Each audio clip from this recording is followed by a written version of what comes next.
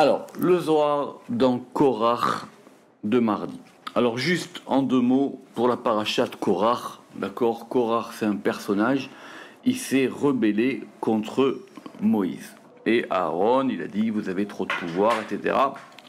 Ce sont des choses connues, on a déjà vu ça les années précédentes, voir les Zohar de lundi, mardi, Rashi, tout ça, tout ce qui a expliqué au début. Très bien. La question, elle n'est pas ça tellement aujourd'hui, c'est comment est-ce que Moshe et Aaron, ils ont réagi et comment est-ce qu'ils ont compris ce qui s'adressait à eux et comment ils ont essayé de le résoudre. D'accord, c'est ça la véritable question. C'est connu au début du Zohar, Korach, il a quelque chose qui Vaikar Korach, il a été pris par quelque chose, il a été pris par une nouvelle aspiration, il a voulu prendre un nouvel essor, et du coup il a dit, mais vous avez trop de pouvoir, et vous avez confisqué le pouvoir au peuple, etc., etc. Ça, ce sont des choses connues. Le Rizal, il dit qu'il a pris un nouvel esprit, il a pris une partie d'âme supplémentaire en plus, qui arrive, mais c'est soit on la transforme en bien parce qu'elle vous permet de faire des choses plus, soit ça se casse. Alors des fois, il vaut mieux rester là où on est, parce que quand on veut monter plus haut, des fois c'est pour monter, mais des fois on peut redescendre encore plus bas de là où on était. Très bien. Question qu'on a maintenant, et sans compter tout ce qu'on a expliqué sur il y a des bonnes disputes, il y a des mauvaises disputes, il y a des disputes qui sont là pour faire progresser les choses, il y a des disputes qui sont là pour envenimer les choses, et c'est pas toujours facile de saisir la nuance, quoi, parce que des fois on se dit qu'il vaut mieux ne pas se disputer, mais des fois ça fait du bien aussi de vouloir faire avancer les choses et de vouloir les faire progresser. Alors, le soir d'aujourd'hui, il va commencer à analyser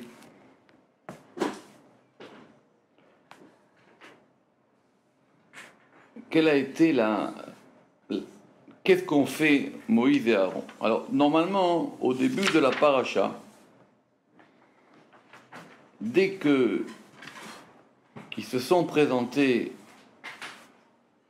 ils se sont rassemblés contre Moïse et Aaron, il y a marqué là-bas Vaishma Moshe, que Moïse il a entendu. Vaipol al panav, on va revenir là-dessus, c'est dans le verset 4 au début de la paracha, il est tombé sur ses faces. Très bien, et il a dit, écoute, tu sais quoi, demain matin, on en reparlera, parce que c'était pas un sujet qui pouvait se traiter le soir. Mais le passage qui nous intéresse, il est après,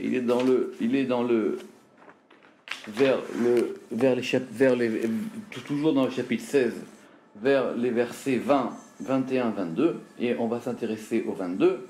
Vaidaber Hashem el Moshe vel Aaron lemor. Hashem, il a parlé, ou il a dit, toujours pareil, Vaidaber à Moïse et à Aaron, les morts, pour leur dire, ou pour leur parler,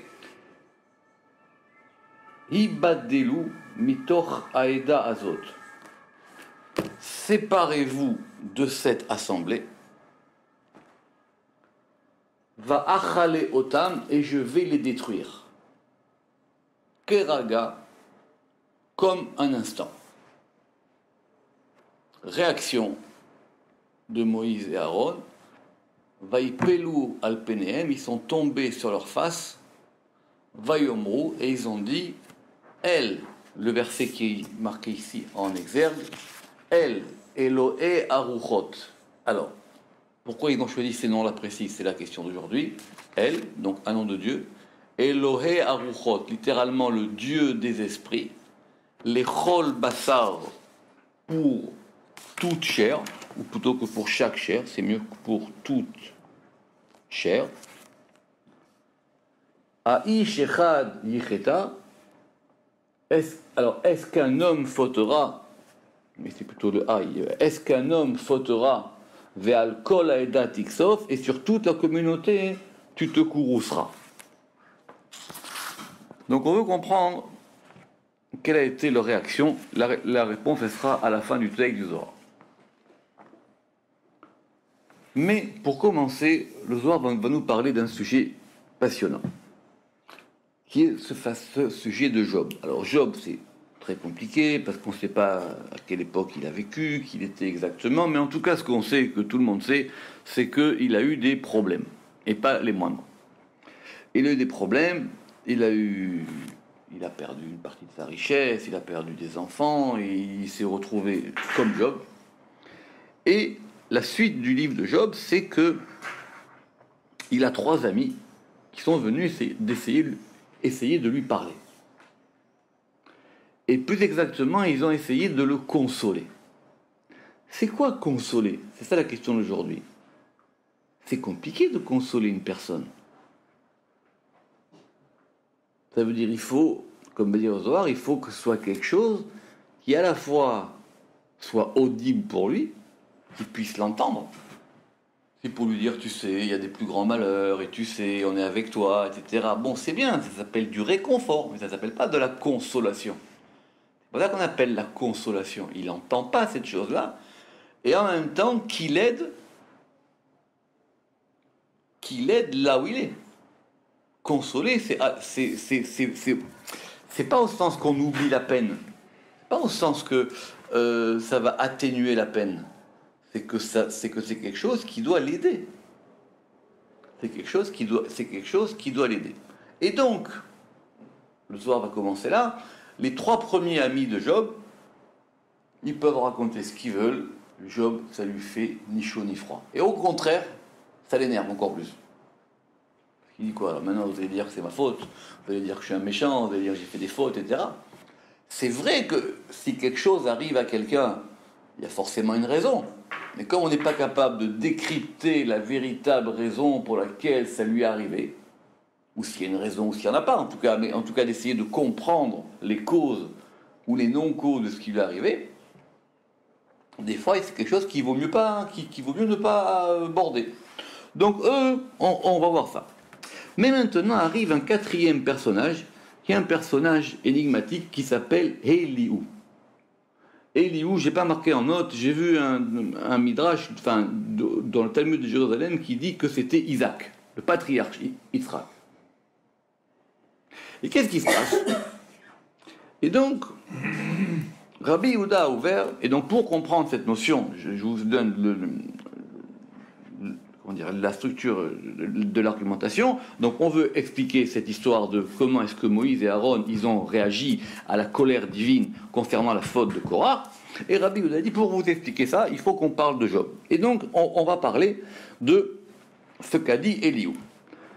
Shimu chachamim milai, entendez sages mes paroles, veyod'im azinu li, et ceux qui savent, écoutez-moi. Ce verset a été dit par Elihu. Et à qui il parle? Il ne parle pas à Job. Il parle à ses 3 amis qui ont échoué à consoler Job. Donc, ce ne sont pas des gens de peu de savoir, ce sont des sages. Ce sont des gens qui savent, puisque c'est ce que dit le verset. Entendez sages mes paroles, et maintenant écoutez-moi bien. Azinu, vous savez, c'est une écoute proche, d'accord? C'est les azin, c'est l'écoute de l'oreille. C'est pour ça que dans le verset, c'est entendez et écoutez. Tachazé. Et viens voir. Maktiv, qu'est-ce qu'il est écrit? Ou bishloshet re'av charapo alasher lo matz'u ma'ane. Et Elihu, il s'est énervé contre les 3 amis de Job. Et contre ces 3 amis, sa colère s'est enflammée car ils n'ont pas trouvé de réponse. Je pense même que c'est Job qui dit ça. Il s'est énervé contre eux. Il dit, vous êtes incapables, vous avez rien dit, vous avez été incapables de rien dire. Ils n'ont pas eu d'intelligence pour trouver une réponse aux paroles de Job. Pourquoi? De'ainun avi amrin milin ve'yov lo hava itnechim elayu. Très beau Zohar. Parce qu'il disait des paroles, mais ça faisait rien. Et Job n'était pas consolé par elle. Ça ne le touchait pas. Vous avez un type qui est affligé, il est par terre, et ses amis viennent, ils se déplacent, etc. C'est tout expliqué dans le livre de Job. Il lui parle, ça ne fait rien. Ils n'ont rien fait. Et c'est c'était pas n'importe qui, c'était des gens importants, etc. Ils sont venus lui parler, ils ont essayé de voir, etc. C'est très difficile. Pourquoi parce qu'il disait des paroles et Job n'était pas consolé par elle. Ça lui faisait rien à Job. Ça n'a pas réussi. Et ça, ce Eliou qui vient, il veut maintenant leur dire, vous ne savez pas parler. Vous n'avez pas su lui parler. Très bien. Me'acha, écoutez cette belle phrase. Me'acha ou lifna, d'ici on apprend. Man de'aal les nahama les avel, celui qui va consoler un endeuillé. Bae, il doit, et il y a deux versions. Soit les yazda, soit il doit fonder d'abord, soit il doit arranger ses paroles. Bekadmita d'abord. Très belle phrase. On ne peut pas y aller comme ça.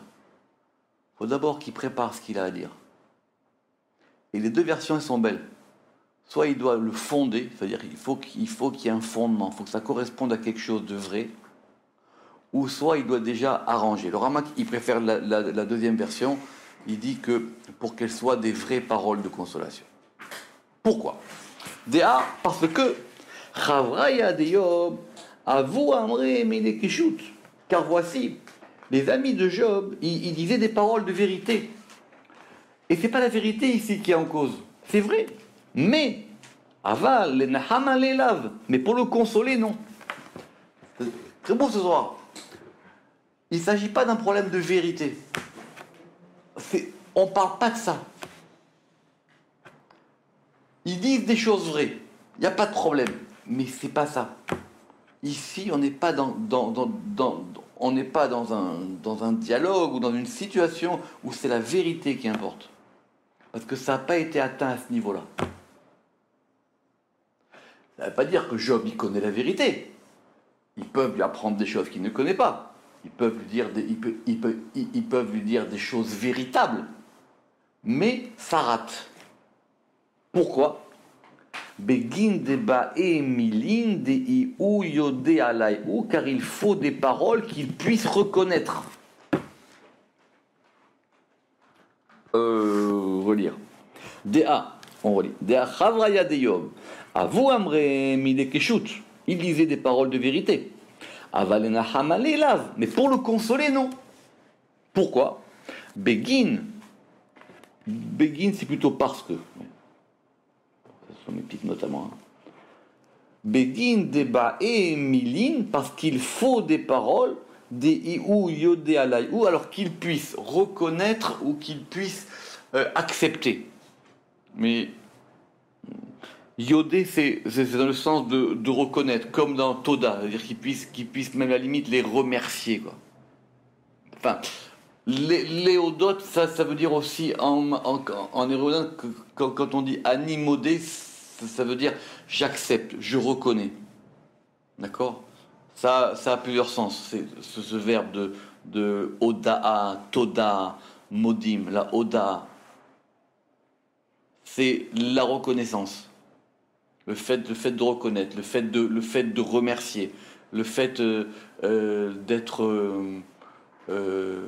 Oui, le fait de reconnaître une chose, mais dans le sens de l'accepter. Et, version alternative, Be'orar kshot, par une vraie voix. C'est intéressant, parce que du coup la vérité elle revient. Mais la vérité, c'est la voix par laquelle vont se faire entendre ces paroles que lui pourra reconnaître. Et si ce travail de consolation, il a bien été fait, on ne parle pas maintenant du travail du deuil. C'est autre chose le deuil. On ne parle pas de Job maintenant. Job, il n'a rien fait maintenant cette affaire. On parle de ceux qui sont venus lui parler. Alors, Ukhdin, Yekabel Ale, il pourra accepter sur lui la rigueur ou la justice. Ça va l'aider à accepter ce qui lui est arrivé. Veyode les malka kadisha ale, Et il reconnaîtra, toujours dans le même sens, donc dans le sens de reconnaître, d'accepter, de remercier. Veyode les Malka Kadisha, et il reconnaîtra le roi saint sur lui. Pourquoi? Parce qu'effectivement, dans toutes ces épreuves, c'est connu depuis les explorateurs et depuis les parachas, quand les gens ils ont des problèmes, au bout d'un moment, les problèmes qu'ils ont avec une personne, ça les met à remettre en cause d'autres choses. Les explorateurs, ils avaient un problème avec la terre d'Israël, c'est une chose. Mais de là à en faire un problème avec Dieu, c'est plus compliqué. C'est pareil pour tout. D'accord? C'est qu'au bout d'un moment, la personne, ce problème qu'elle a, elle va l'amplifier au sens que ça devienne un problème qu'elle a avec l'univers elle-même et même avec Dieu lui-même.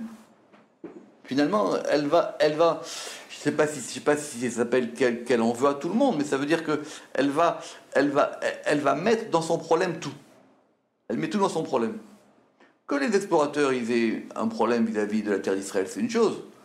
Que Korach il a un problème vis-à-vis de Moshe, c'est compréhensible. Mais que ce problème, il devient maintenant un problème vis-à-vis de Dieu, au sens où, il faut revenir sur le texte, au sens que Dieu dit à Moshe et Aaron, tu sais quoi, allez, on va pas compliquer l'affaire maintenant. Toi et lui, Moshe et Aaron, vous mettez d'un côté, et tous les autres, out. Alors Moshe et Aaron, ils vont argumenter, ils vont dire comment, alors quoi, on est sorti d'Égypte pour rien, et les Égyptiens, qu'est-ce qu'ils vont dire? Ils vont dire, voilà, maintenant, c'est quoi ce Dieu? Il les fait sortir et il les détruit, etc., etc. C'est toute l'argumentation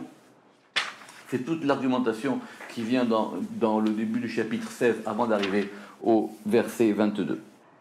Là, ça veut dire que les voies du cœur sont supérieures aux voies de la vérité?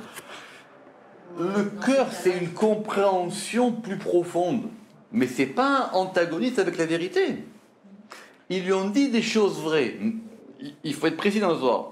Et même, ce qu'on va voir, même quand ce Eliou, il leur parle, il leur dit attention, vous êtes des gens très sages. Vous êtes des gens très instruits, très sages. C'est pas n'importe qui. On va voir les textes parce qu'au début il a dit, Chochma, après il a dit Yodéa, après on va voir qui va dire. Après on va voir qui va dire même Bina dans le Zohar. Donc ça veut dire que c'est pas n'importe quoi. Ils peuvent comprendre, mais ils n'ont pas trouvé le chemin. Ils n'ont pas trouvé la voie. Mais ce chemin, c'est un chemin du cœur ou c'est un chemin... Et c'est un chemin déjà, c'est toute la question qu'on va voir. C'est que c'est un chemin qui va être subjectif. Et il faut le trouver. Ils ne vont pas venir avec des choses toutes prêtes. C'est un chemin qu'il faut trouver. Il faut trouver le chemin qui va permettre d'ouvrir cette voie-là. Sinon, il n'y a pas de consolation. Ça, c'est le numéro 1, mais je leur dis, c'est pas ça le problème. C'est que maintenant, cette personne-là, tu la coupes. Tu la coupes. Et tu la coupes d'elle-même, d'une part, et tu la coupes de Dieu. C'est ça qu'il a dit. Parce que du coup, il ne pourra pas accepter sur lui ce qui lui arrive, et il ne peut pas même plus... Et du coup, il ne peut pas... Enfin, et du coup, tu ne peux pas rétablir le lien qu'il avait avec Dieu. Alors, on va commencer maintenant à voir, alors du coup, si c'est comme ça... Hein, qu'est-ce qu'Eliou de plus il va dire? D'accord? Alors qu'est-ce qu'il va dire de plus? Ok, très bien, eux ils ont réussi, mais qui c'est qui réussirait qui c'est qui réussirait? C'est évident d'avoir quelqu'un, Job, il a tout perdu, etc. Il se retrouve comme Job, on a dit, c'est pas facile d'aller lui parler. Dire quoi? Très bien, super. On va pas le culpabiliser, on va pas non plus le plaindre. Enfin, c'est compliqué, quoi. C'est pas évident, quoi, de mettre tout ensemble, quoi. Alors, très intéressant. Maktiv, qu'est-il écrit? Veiliu chika et shov bidvarim. Et Eliou, alors chika, alors toute la question c'est de savoir comment est-ce qu'on va interpréter ce verbe de chika. Normalement, le sens pshat, ça veut dire il a attendu. Il a attendu Job avec des paroles. Voilà quelle a été sa méthode. Veiliu chika et Job bidvarim. J'ai fait une note un petit peu longue par rapport aux autres, parce que c'est intéressant de ramener plusieurs avis. D'après le pshat, il a d'abord attendu que eux ils terminent, que les trois amis, parce que lui, il avait déjà préparé son truc, il a attendu que les trois amis terminent de parler. Donc il a pris son temps. Il a dit, faut pas se précipiter. Déjà, je vais pas commencer à parler de suite. Faut attendre un peu qu'il y ait un climat qui se mette en place. Première interprétation. Maintenant, c'est quoi cette attente? Le Ramak, il ramène deux explications. Alors, il faut commencer par la dernière. Il dit que Chika, ça peut se rapprocher de Chaka. Chaka, vous allez voir, c'est terrible, c'est un hameçon.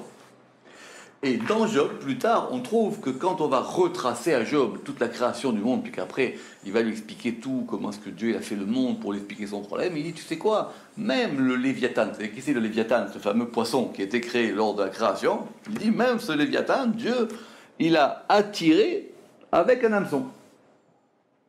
Donc il faut des paroles qui hameçonnent. Ça ne veut pas dire que c'est la séduction, mais ça veut dire, il faut des paroles qui l'accrochent. Il faut quelque chose, il faut qu'il y ait une prise, quoi. Il faut que dans les paroles, il y ait une prise. Et troisième interprétation, la troisième, il faut quelque chose qui lui redonne de l'espoir. Il faut que ce soit quelque chose qui le remette en attente. Très beau. Comme s'il avait perdu l'attente. Tout ce qui lui est arrivé fait que pour lui, maintenant, il n'attend plus rien. C'est fini. Il est à bout. Une attente vide, pas une attente de quelque chose.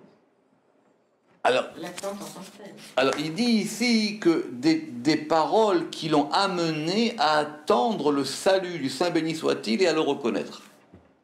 Qui se remettent dans une démarche où il va attendre quelque chose. C'est vrai. C'est qu'il puisse de nouveau se dire, eh ben, il y a des choses qui vont arriver et ça va être bien. Il y a des choses qui vont arriver et ça va m'apporter quelque chose. Quand quelqu'un lui arrive un grand problème, il n'attend plus rien. Pour lui, c'est le bout. Il faut lui ouvrir une perspective. Et cette perspective ici, c'est une perspective d'attente. Alors les commentateurs, ils essayent de voir quelles sont les occurrences de ce verbe, les chakot, où est-ce qu'on le trouve plusieurs fois dans la Torah, qu'est-ce qu'il a voulu dire. Parce que cette phrase qui va donner la méthodologie de ce Eliou, elle est plus ou moins obscure. Et Eliou, il a attendu. Alors quoi? Et il a attendu avec des paroles. Alors quoi? Il avait des paroles et il a attendu pour les dire, premier pshat. Ou alors il avait des paroles et ces paroles lui ont permis de saisir, c'est ça l'hameçon, hein, le chika, le chaka lui ont permis d'attraper Job. Donc maintenant il y a une prise, donc on peut commencer à parler. Ou alors, ce sont des paroles qui lui ont ouvert une perspective dans maintenant Job, il va se mettre à attendre quelque chose. Il y a peut-être quelque chose qui va s'ouvrir pour lui. Pourquoi? Et donc tout de suite en deux lignes, parce qu'effectivement, à la fin du discours de Eliou, Déodé les bâtards, car il a ensuite loué le Saint béni soit-il, Vekabil alou, Vekabil ale, dina dishmaya. Et il a accepté sur lui la rigueur des cieux. Alors la rigueur, évidemment, parce que c'est pas facile ce qui lui arrive. Il ne va pas nous dire youpi. D'accord? Donc il lui arrive quelque chose de dur. Mais maintenant, il accepte ça. Donc quel est le processus par lequel maintenant cette chose-là a été possible? Et deuxième question, quel est le lien de ce développement avec la réponse de Moshe et Aaron par rapport à la révolte de Korah? Sinon, ce n'est pas le Zohar. On n'est pas capable de mener plusieurs réflexions ensemble. Alors, on va maintenant reprendre. C'est la fin de ce Zohar. C'est pas évident non plus. On va reprendre. Alors, le Zohar, il découpe l'argumentation de ce Eliou en plusieurs versets dans le désordre pour essayer d'en faire un sens. Enfin, d'un sens propre au Zohar. Alors, pourquoi? Viens voir. Il est écrit. Alors, d'abord, qu'est-ce qu'il a fait? Il a parlé aux trois amis de Job. Elle leur a dit d'abord, la reine, c'est pourquoi Anche Levav. Alors, Anche Levav, c'est ici que la première fois que le mot cœur, il apparaît. Mais, quelque chose que je ne savais pas, il y a Lev et il y a Levav. Alors, en général, Rashi tout de suite saute dans le Midrash et dit que les vaves, ce sont les deux cœurs. C'est-à-dire la possibilité de voir les choses du bon côté ou du mauvais côté. Mais, il y a un sens plus grammatical. Les vaves, ça indique à la fois le cœur et la compréhension. Donc quand on dit les vafrem, c'est vrai que ça veut dire avec vos deux cœurs, ça veut dire donc avec votre compréhension. Donc, on reprend, qui est-ce qui parle? C'est ce Eliou qui parle aux trois amis de Job qui n'ont pas réussi à le consoler. Et il leur dit, vous êtes des hommes de compréhension. Et vous allez m'entendre. Et qu'est-ce qu'on va leur dire? Alors, c'est là qu'on va rentrer. Khalila la el mirecha, veshadai me'avel. Alors, c'est pas facile. Il y a deux noms de Dieu. Premier, c'est El, c'est-à-dire le nom qui a été invoqué par Moshe et Aaron au début de notre Zohar. Parce que eux, quand ils ont parlé, ils ont dit El, Eloé, Ruchot. Que ce soit El, le nom de Dieu El, qui est le Eloé, qui est le Dieu des Ruchot, des esprits. Et il y a le nom Shaddai. Shaddai, tout le monde connaît, c'est le nom de la Mezouza. D'accord? Très bien. Alors, Khalila, la El Mirecha. Alors, littéralement, c'est entendez-moi. Khalila, la El Mirecha. Vide d'elle l'iniquité. Veshadai me'avel et Shaddai l'injustice. Le sens, ça veut dire, ok, Dieu, il fait pas de mal. D'accord? Mais ça, c'est le pshat. D'accord? Dieu, il fait pas de mal. Maintenant, comment il leur a dit ça? Il leur a dit, il y a deux degrés. Il y a un degré de El et il y a un degré de Shaddai. Dans ce degré de El, on ne trouve pas quelque chose qui s'appelle la Rish'ut, alors ce qui est ici par l'iniquité. Et dans le degré de Shaddai, on ne trouve pas un degré de Avel, avec un Aïn, Avel. Pourquoi est-ce que El, il est lié à Recha, et pourquoi est-ce que Shaddai, il est lié à Avel? Ça, il y a des commentateurs qui sont spécialistes là-dedans, dans le Ramaz, il explique ça avec des noms divins, etc. Mais en tout cas, il leur dit, voilà, il y a deux noms divins, El et Shaddai, et ces deux noms divins, ils n'ont rien à voir avec le mal. Déjà, commençons par ça. Donc vous ne pouvez pas commencer à dire à Job, tu sais quoi Job, c'est malheureux ce qui t'arrive, mais Dieu t'a frappé. Et ça marche pas.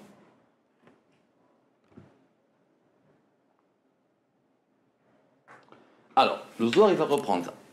Pourquoi est-ce qu'il s'adresse à eux en leur disant la reine Anche Levav Shimouli, homme de cœur, écoutez-moi? Parce que ces trois amis de Job, Shelimin Bechula, les Ashana Minin, c'était des gens qui étaient parfaits en tout pour discerner les paroles. Donc c'était des spécialistes. Mais il leur manquait quelque chose. Donc, encore une fois, il ne s'agit pas ici ni de chorma, ni de compréhension, ni de vérité. On a dit que c'est tout ça. Il s'agit maintenant peut-être de trouver un chemin là-dedans. Et c'est ce chemin-là qui va permettre qu'on va pouvoir parler à Job. Très bien. Alors, Khalila le el merecha adaudirtiv, c'est ce qui est écrit ve'el zoem bechol yom. Alors on va rentrer dans des noms divins compliqués maintenant. Le nom de El, c'est un nom, on va dire, le plus simple parce qu'il a deux lettres. D'accord? Ce nom de El, c'est la racine du nom Elohim. Parce que pour passer de El à Elohim, il faut rajouter He, Yud, Mem. D'accord. El, c'est un singulier, Elohim, c'est un pluriel.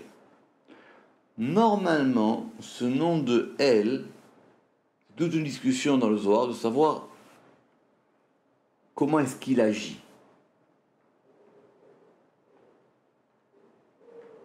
D'accord?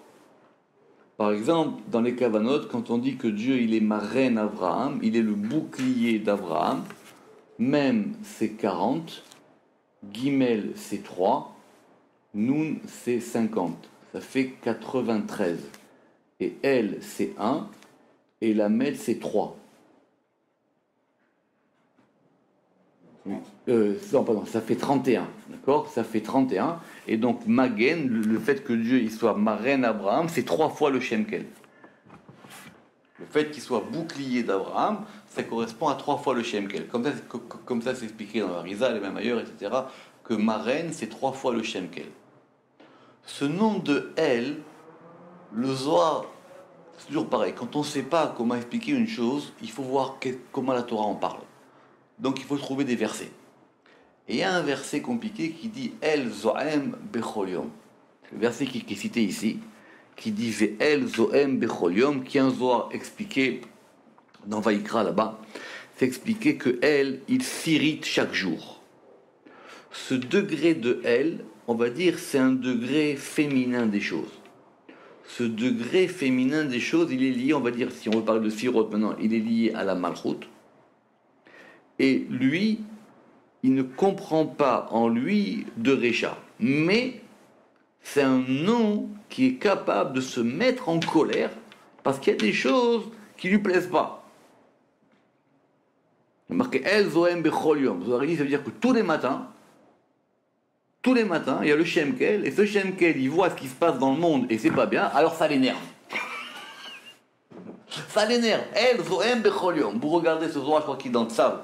Il est dans Chok l'Israël là-bas, il est dans le Tzav, et marqué là-bas, c'est une discussion parce que les élèves, ils ont été voir Rabbi Shimon, il dit mais comment c'est possible que ce nom de El,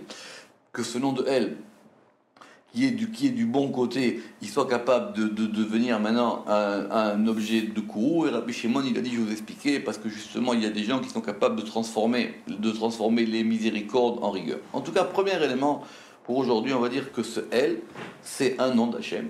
Et ce nom d'Hachem, il est capable de provoquer un courroux, une colère, Zohem, c'est fort, Zohem, Nizam, c'est très fort en hébreu moderne. Zaham, vous savez qu'il y a plusieurs termes synonymes pour la colère. On a vu déjà un terme au début de notre texte ici, on a vu le tiksof. Tiksof, c'est tellement fort que Shuraki, il traduit par écumer. Le ketsef, d'ailleurs même en hébreu moderne, le ketsef c'est la mousse. D'accord? Le ketsef c'est la mousse. Alors, donc il y a l'écume, il y a le ketsef, il y a le chem'a, il y a le za'am. Bon, ça manque pas des mots en hébreu pour désigner différents degrés de colère. Ok. Alors maintenant, et le nom Shaddai, Veshaddai Me'avel. Et le nom Shaddai, le Zohar ici par contre, il ne le développe pas. Ce nom Shaddai, lui, il n'a aucun rapport avec l'injustice. Maintenant, Da Samir la Koblada, celui-ci est proche de celui-là. Ve'a Ukmu, et on a établi, les Chaverim, les compagnons de Rabbi Shimon, ils ont établi qu'on pouvait les sommaire, qu'on pouvait les accoler l'un à l'autre pour faire un nom qui va s'appeler El Shaddai.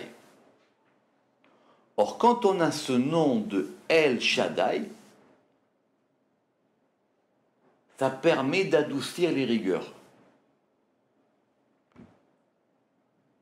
Shaddai, qui est lié à Yisod, il va adoucir les rigueurs liées à El. Quand on accole ces deux forces ensemble, ça va atténuer les problèmes. Certains problèmes, pas tous. Donc déjà, elle leur dit, écoutez, vous savez quoi, il y a un nom El, il y a un nom Shaddai.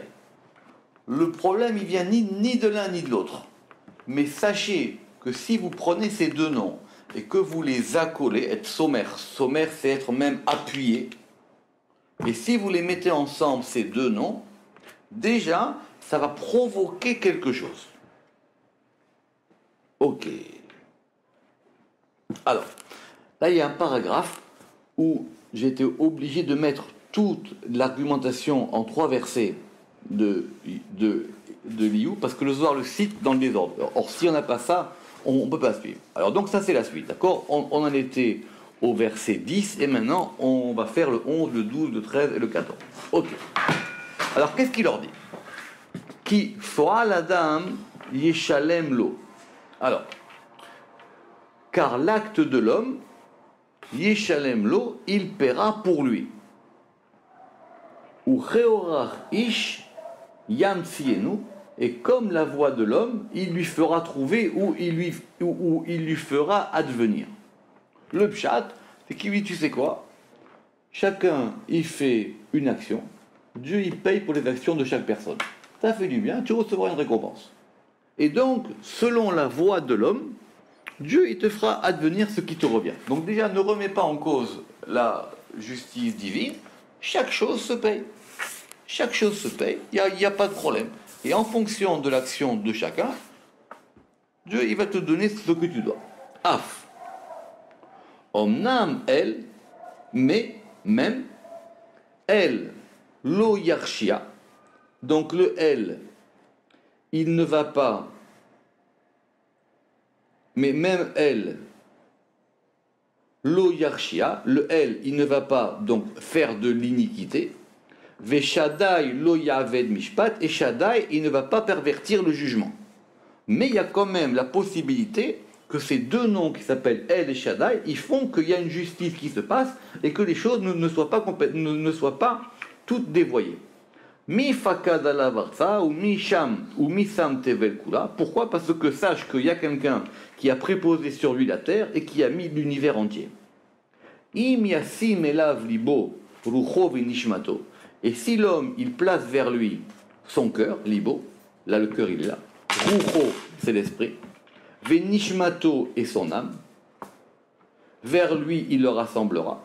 Et Yigva kol basa yahad ve'adam alafar yashuv, toute chair périra ensemble et l'homme sur la poussière retournera. Ça c'est le pshat, on ne comprend pas trop ce que ça veut dire. Il lui dit, écoute, apparemment, il lui dit à Job, écoute, il y a deux choses, il y a le fait que Dieu il paye chacun selon ses rétributions, mais il y a aussi un mouvement normal du monde que tout le monde finit par mourir. D'accord? Maintenant, le Zohar, il va essayer de comprendre qu'est-ce qu'il a vraiment voulu dire dans ces trois versets-là. Et c'est là que ça va commencer. Premièrement, Kifora l'Adam Yishalem lo. Donc, on va reprendre le verset. Car l'acte de l'homme, il paiera pour lui. Nous, on avait compris que c'était Dieu qui allait payer pour lui, qui allait le rétribuer. D'accord? C'est pour ça que je n'ai pas mis de majuscule. C'est-à-dire, A barna shazid dayalma, ve'avi david eto ve'hate kamemare. Parce que cet homme, un homme, il vit dans le monde, il fait ce qu'il a à faire. Et il peut fauter devant son maître. D'abord, il y a un libre arbitre. Chacun, il a des actions. Chacun, il fait des choses. Et chacun, ces choses-là, elles ont une conséquence. Chaque acte, il est là. Donc déjà, pas la peine de parler de destinée, etc. Il y a un principe qui fait que chacun, il fait ce qu'il a à faire. Et il le fait comme il pense qu'il peut le faire. A ou uvda taliale, cette action est suspendue au-dessus de lui. Les shalmaledina pour en payer la rigueur. À Daoud Irtif, c'est ce qui est écrit, qui fo'al adam yishalem lo. Donc le Zohar, il va inverser le verset. Ça ne veut pas dire que c'est l'action et que c'est Dieu qui lui paiera. C'est l'action de l'homme qui va payer pour lui. Quelque part, on fabrique ce qu'on est. C'est ça que ça veut dire. Aouvda yishalem lo. Que c'est l'acte accompli par l'homme qui va payer pour lui, qui va le rétribuer. On construit ce qu'on est. Déjà, ne parle pas de Dieu déjà. Ce que tu es, c'est toi qui l'as construit. Donc la manière dont tu vois les choses, elle dépend de ce que tu es. Et ce que tu es, c'est ce que toi tu as fait toi-même. Besséder. Mais, et donc de ce point de vue-là, je vais dire, alors mais si finalement, alors donc du coup, on ne peut plus rien faire, et etc.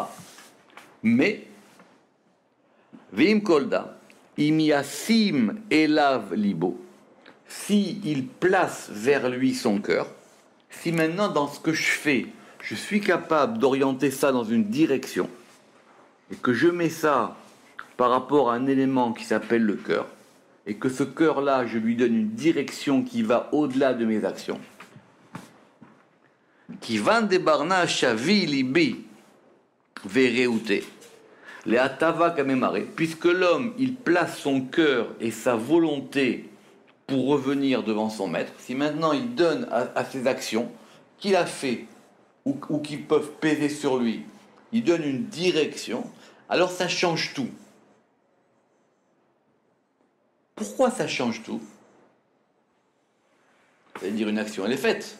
Ce que j'ai fait maintenant. Et tu peux toujours essayer de réparer, mais ce que tu as fait, tu l'as fait. Et même peut-être ça va avoir des traces sur toi. Et ces traces, tu vas les garder tout le temps sur toi. C'est le problème, vous savez, la culpabilité, c'est le poids de l'acte qui est sur vous. Le fait que tu donnes une direction à ça, ça peut changer tout dans l'acte. C'est quoi? Alors, il y a un principe qui s'appelle El Eloé Aruchot. Il y a un principe qui s'appelle El Eloé Aruchot, qui était le principe qui a été évoqué par Moïse et Aaron au début du Zohar. Mais ici, le Zohar, il va mettre ce principe-là par rapport à ce qu'il a dit Eliou, quand il lui a dit Rucho venishmato elav yesov, son esprit, Ruach et son âme, vers lui, il rassemblera. Alors j'explique. On va laisser de côté pour le moment Moshe et Aaron. Qu'est-ce qu'il lui dit? Il lui dit, tu sais quoi? On va relire les versets. L'homme, il fait ce qu'il a à faire, et c'est ses actions qui vont le payer à lui-même. Donc il est en mode d'autonomie. Afromnam. Mais sache qu'il y a El et Shaddai, et que El et Shaddai, eux, tu ne peux pas les impliquer. Maintenant, si tu les rassembles ensemble, ils peuvent provoquer une action. Mais maintenant, si cet homme-là, il est capable de donner une direction, et que cette direction, ça soit la direction de son cœur, Libo, Rucho, et son esprit, Venishmato et sa Neshama, Dieu, il prend ça avec lui. Et là, sauf vers lui, il le rassemblera. Vers lui, il va le prendre vers lui. Et c'est pour ça qu'il s'appelle El Eloé Aruchot. Il y a un principe qui est au-dessus de toi, et qui est capable de récupérer les parties de ton âme d'un autre degré. Et pourquoi? Et ça, qu'est-ce qu'il en fait le patron? Les Itzarara Betsurara de Chaye, et il met ça dans un élément qui s'appelle le Tzror HaChaim, qui s'appelle le bouquet des vies. Avant, je traduisais par le faisceau des vivants. Mais Chaim, c'est plus les vies. Et ça, c'est l'endroit où tout se régénère. On va dire c'est comme un réservoir. C'est le réservoir de toutes les âmes. Et quand quelqu'un il a un problème, ou quand il doit reconstruire, il faut remettre ça dans ce panier, dans ce bouquet. Et là, ça va provoquer un reformatage qui va remettre la chose dans l'ordre. Normalement, cette chose-là, elle se fait qu'à la mort. Elle se fait qu'à la mort. Parce que la mort, c'est ça. C'est quelqu'un, il a vécu, il est à la fin de sa vie. Maintenant, comme nous, on ne pense pas que toute sa vie, elle ne sert à rien, en dehors de ce qu'il a laissé à ses enfants. Même lui par rapport à lui-même. Il y a des parties de son âme qui retrouvent là-bas, qui vont être régénérées. En fin de compte, c'est le moteur dans lequel vont commencer à être faits les gilgoulim, les enroulements des âmes. Pour faire cette chose-là, il faut passer par un degré d'annulation de tout qui s'appelle la mort. Mais qu'on peut obtenir rarement quand on fait cette chose-là qui s'appelle tomber sur ses faces. C'est ça qu'ils ont fait Moshe et Aaron. C'est ça qu'ils ont fait Vaïpelu al Penehem. En tombant sur sa face, en fin de compte, ils tombent sur eux-mêmes. Quelque part, ils se mettent en état de mort. En se mettant en état de mort, ils réintègrent toutes les âmes, y compris celles de Korah, y compris celles de tout le peuple d'Israël, pour que tout ça soit régénéré et que ça reparte. Et c'est pour ça que Dieu il va renoncer à tuer tout le monde. Parce que Dieu leur a dit, moi il n'y a pas de problème, vous deux je vous garde, les autres, terminez. Maintenant, pour compliquer, on va dire qu'il y a 3 degrés. Il y a Nefesh, Ruach et Neshama. Ici, dans le verset, il a dit Rucho et Nishmato. Les 2 degrés supérieurs, c'est eux qu'il faut essayer de faire remonter dans la source. Pour reconfigurer. S'il y a des choses qui sont arrivées, elles sont arrivées. Maintenant, si tu veux que ça reparte d'un autre pied, il faut que tu sois capable de reconfigurer tout ça. C'est donner un sens. Non, parce qu'il faut tout changer. Il faut tout changer sans changer. C'est-à-dire que c'est pas que ça devient une autre personne. Il faut prendre maintenant tout l'acquis, et cet acquis maintenant, tu vas le remodeler. C'est pas de le mettre en perspective. Non, alors, non. Ça s'appelle la psychologie. Mais, donc, on parle pas de ça ici. C'est-à-dire, on a tout le même matériau. Ce matériau, il y a une opération qui s'appelle la Nephilat Apaim. Cette Nephilat Apaim, elle est capable, c'est ce qu'on appelle ici la chute des faces. Ils font tomber leur face, en faisant tomber leur face, eux, en faisant tomber leur âme, donc ils se mettent dans un état de mort, et cet état de mort, parce que c'est une chute de leur face, et en faisant ça, ils font descendre, ils font remonter, et en faisant descendre et remonter, ils font tout remonter avec eux. D'accord ? Cette chose-là, d'où on l'apprend ? On l'apprend de Avigaïl. Et Avigaïl, elle a dit au roi David, c'est la note 21, et l'âme Nefesh de mon maître sera mise en bouquet dans le bouquet des vies. C'est la seule occurrence de cette notion de Tzorah Achaïm dans la Torah. Or, qu'est-ce qu'elle a fait Avigaïl ? Elle n'a pas parlé de Neshama et de Ruach, elle a parlé de Nefesh. Parce qu'elle a dit, toi le roi David, ce que tu fais c'est tellement dangereux qu'il faut que même ton Nefesh, il soit toujours dans cette chose-là pour que ça puisse fonctionner. C'est un grand saut cette histoire. Et si ça maintenant c'est fait, Vela Shavik le Nafshe le Bar l'Itana Bedina Achara, il ne laisse pas son âme à l'extérieur pour être jugé par une autre rigueur. Pourquoi ? Parce que le Zohar, il a une question très technique. Il dit, mais très bien, quand Eliou, il a dit ça à Job, il a dit, écoute, tu sais quoi, il y a une partie de tes problèmes qui sont là, et il y a une partie de tes problèmes qui sont plus compliqués. Ces problèmes qui sont plus compliqués, ça dépend d'une reconfiguration générale du monde. Cette configuration générale du monde qui fait que ça t'est arrivé ce qui t'est arrivé, ça, il faut que tu laisses ça, que tu le donnes entre les mains du patron. Lâche prise. Donne-lui à tout. Donne-lui. Et lui, si tu es capable de faire ça, effectivement, ça peut reconfigurer.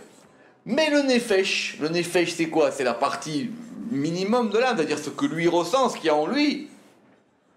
Lui, il est affecté. Et si tu fais ça, mimélé, c'est-à-dire automatiquement, ce nefesh-là, il n'est pas exclu. C'est ça qui est marqué ici. Vela shavik le nafshe leva, et il ne laisse pas son âme à l'extérieur, les itedena bedina achara, pour être jugé par une autre rigueur. Parce que du coup, en organisant ce travail par rapport à ta ruach et neshama, du coup, ce degré du nefesh, qui est le degré extérieur, celui-là, du coup, il ne sera pas abandonné et il reviendra pour être placé avec les deux autres. Et comme dit le Ramak, effectivement, peut-être que Job a des choses à te reprocher. C'est possible. Mais il faut qu'elles soient jugées en liaison avec à la fois la configuration de ce modèle de Torah Chaim et que ça puisse être jugé par rapport à ça. Baruch Adonai Leolam. Amen ve Amen.